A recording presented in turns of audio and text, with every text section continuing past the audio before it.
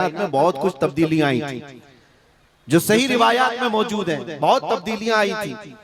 عرب اس وقت جو ریگزار تھا, صحرا تھا, سبزہ دینے لگ گیا, بارشیں برابر ہونے لگ گئیں. عرب میں آج بھی بارش نہیں ہوتی ہے, سال میں 2-4 بار بارش کے قطرات گر گئے, الگ بات ہے. موسم باضابطہ جیسے بارش کا یہاں ہوتا ہے نہیں ہوتا. لیکن جس سال حضور پاک صلی اللہ علیہ وسلم کی ولادت ہونے والی, عرب میں سبزے اگنے لگ گئے ہیں یا بارش ہونے لگ گئی ہے.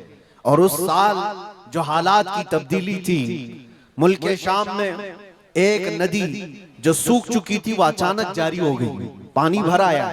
اور ایک ندی جو ہمیشہ بہتی وہ اچانک سوکھ گئی. ایک آتش کدہ تھا 1000 سال سے جس کی آگ کو بجھنے نہیں دیا گیا تھا ایران کے نجومیوں نے, آتش پرستوں نے, اچانک وہ آگ بھی گل ہو گئی. ایک ہی دن میں سب چیزیں ہو رہی ہیں. اور کائنات میں یہ جو بڑی بڑی تبدیلیاں ہوئی تھی, اس دن ایک اور تبدیلی, بت سارے اوندھے منہ گرے ہوئے تھے. جو 12 ربیع الاول شریف کا دن تھا, یہ صحیح روایات سے میں بتا رہا ہوں, بت اوندھے منہ گرے ہوئے. لیکن ایک بہت بڑا مسئلہ ہوا تھا جس کی طرف امام اہل سنت فاضل بریلوی رحمۃ اللہ تعالی علیہ اپنے شعر میں اشارہ کرتے ہوئے فرماتے ہیں.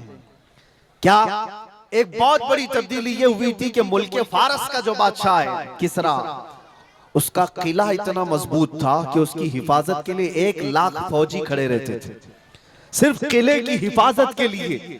اور وہ قلعہ اتنا مضبوط کہ ان کا دعویٰ تھا, ان کا چیلنج تھا کہ اس کو کوئی توڑ نہیں سکتا, اس کو مٹا نہیں سکتا. لیکن 12ویں شریف کا دن یا صبح کے وقت اچانک قلعے کے اندر زلزلہ آیا اور دیوار پھٹ گئی, اور ایسی پھٹی کہ اس میں سے ایک آدمی جا سکتا ہے, آ سکتا ہے. آج بھی وہ شک شدہ دیوار کے ساتھ قلعہ موجود ہے عراق میں, جس کو قلعہ کسرا کہا جاتا ہے آج بھی. اب آپ اندازہ کریں 2000 سال سے وہ قلعہ آج تک موجود ہے تو اس وقت کتنا مضبوط رہا ہو. اس وقت قلعے کے اندر زلزلہ آیا اور تخت الٹ گیا, دیوار میں دراڑ پڑ گئی. وہ دراڑ آج بھی موجود ہے. بادشاہ حیران و پریشان. دوسرے دن سارے نجومیوں کو بلایا گیا اور پوچھا گیا کہ یہ کیا ماجرا ہے کہ اتنا مضبوط قلعہ کیسے یہ ٹوٹ گیا, یا اس کی دیوار میں شگاف کیسے آ گئی ہے. تو سارے نجومیوں نے اپنے علم کے مطابق جو نتیجہ نکالا, بادشاہ سے کہا در حقیقت یہ زلزلہ عام زلزلہ نہیں ہے, یہ تیری دیوار کا ٹوٹ جانا یہ عام سی بات نہیں ہے. ہمارا علم یہ بتا رہا ہے کہ اس روئے زمین پر اللہ کا کوئی نبی پیدا ہوا ہے جو تیری سلطنت کو ختم کرنے والا ہے. ایک بچہ عرب میں ایسا آیا ہے, آئی نئی حکومت, سکہ نیا چلے گا, عالم میں رنگ بدلا صبح شب ولادت. اس دن جو ہوا تھا اس کو امام اہل سنت کیوں فرماتے ہیں, وہ ایک دن کی بات ہے نا. حضور کی ولادت ہوئی, فارس کے قلعے میں کیا ہوا, زلزلہ آیا.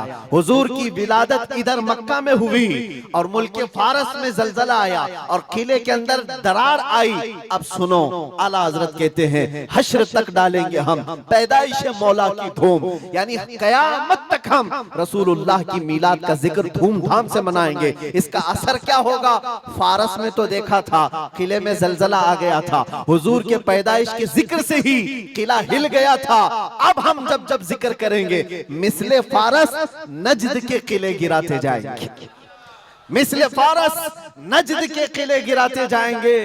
آج جن لوگوں کے قلعے گرتے ہیں یا ہلتے ہیں وہ ذکر مصطفیٰ سے ہی گرتے ہیں, لیکن اس کا ہمیں کچھ اثر نہیں ہونا چاہیے. خاک ہو جائیں عدو جل کر مگر ہم تو رضا, دم میں جب تک دم ہے ذکر ان کا سناتے جائیں گے. عزیزہ